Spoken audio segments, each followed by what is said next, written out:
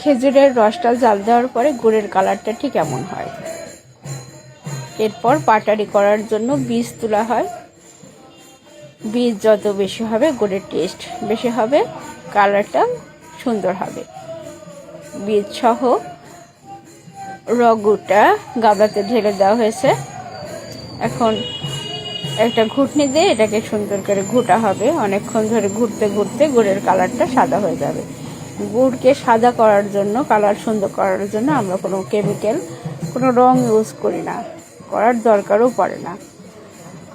গুড় খাঁটি হলে এমনিতেই সুন্দর হয়, যেমন তার টেস্ট তেমনি তার কালার। এইভাবে ঘোটা দিতে দিতে অরিজিনাল কালারটা চলে আসে। আরও বেশি টেস্টের জন্য আমরা সামান্য একটু মশলার গুঁড়া দেই।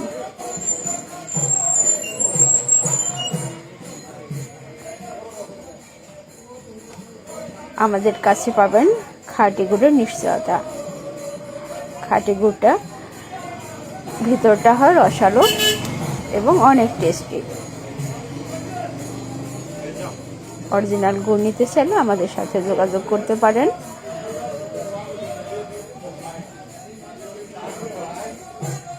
এই যে গুড়টা পুরোপুরি রেডি হয়ে গেছে ঢালার জন্য। আমাদের গুড়ের ফাইনাল লুক: বীজ, গুড় পাটালি এবং ঝোলা গুড়।